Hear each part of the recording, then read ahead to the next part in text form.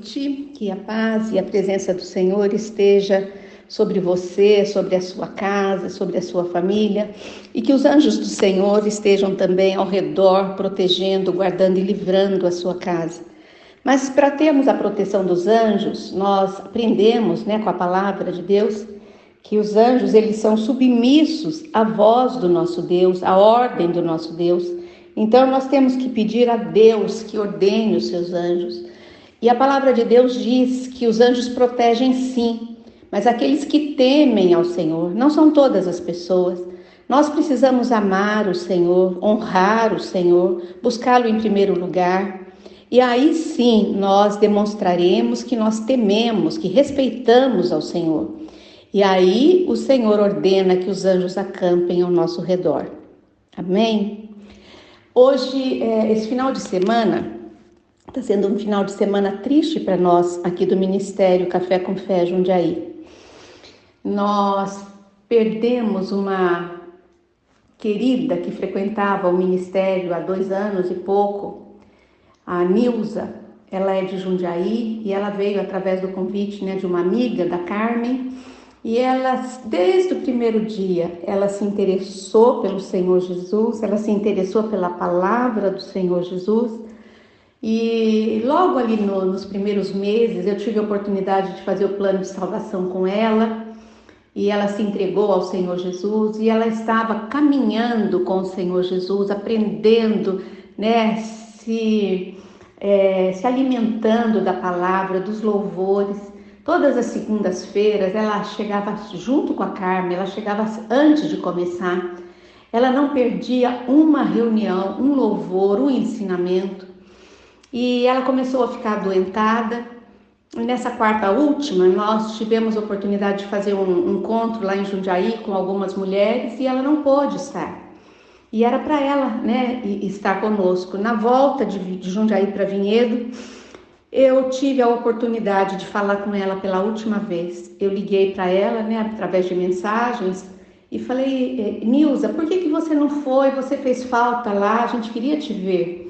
E ela me disse: eu não estou bem, pastora, eu estou de cama e é por isso que eu não fui, eu não estou bem, ora comigo.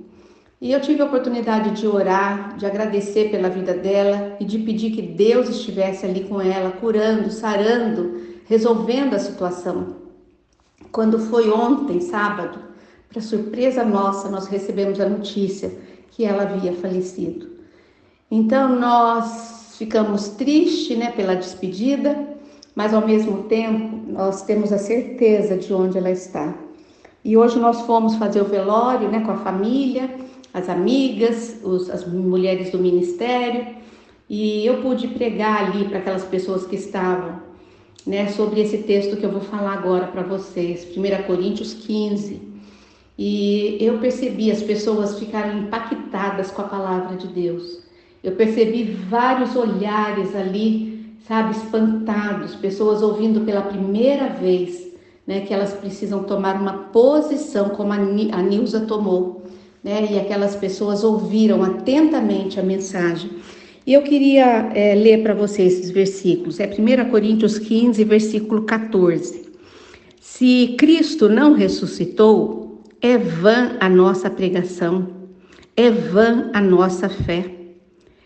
Se Jesus Cristo não tivesse ressuscitado, não adiantaria a pregação da palavra, a pregação da Bíblia, os ensinamentos bíblicos, porque nós teríamos um Deus, mas um Deus morto, um Deus que foi dominado pela morte, um Deus que foi seguro pela morte. Mas a palavra de Deus está dizendo que a nossa fé também seria em vão. Colocar a fé num Deus que já não fala, um Deus que já não pensa, um Deus que não age, nossa fé seria em vão. Mas o Senhor Jesus, ele venceu a morte.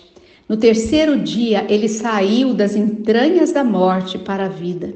E hoje ele vive dentro de nós, ele vive no céu à direita de Deus Pai, ele intercede por nós, ele cuida, ele salva a nossa vida.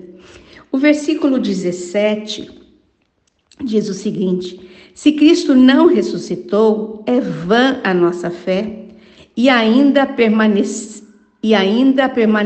nos vossos pecados.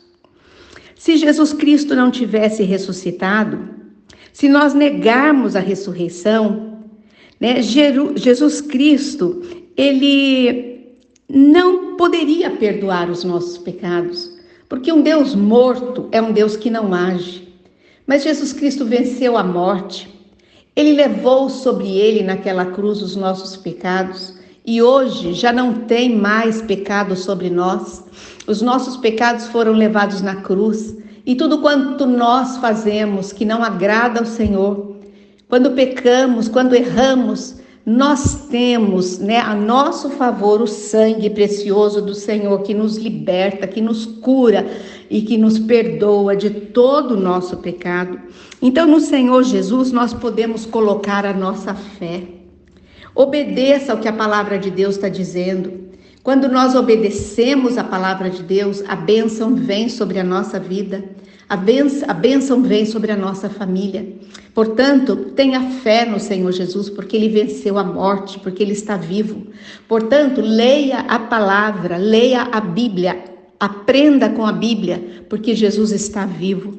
O terceiro versículo diz: se a nossa esperança em Cristo se limita apenas a esta vida, somos os mais infelizes de todos os homens.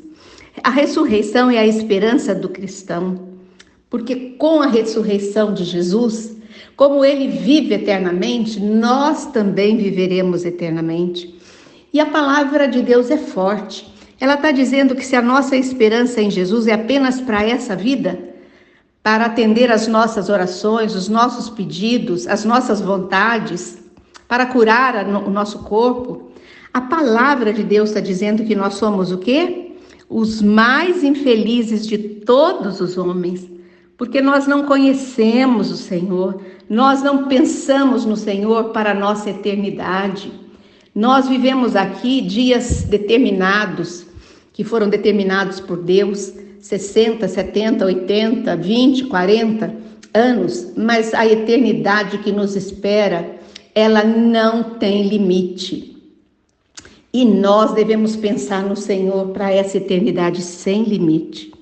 O último versículo diz assim: mas de fato Cristo ressuscitou dentre os mortos, sendo Ele as primícias dos que dormem.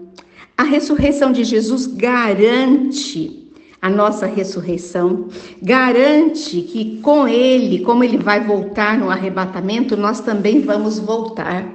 Se nós morremos, nós estaremos no céu e nós voltaremos com o Senhor para o arrebatamento. Se nós estivermos na terra, nós subiremos como a igreja amada do Senhor Jesus.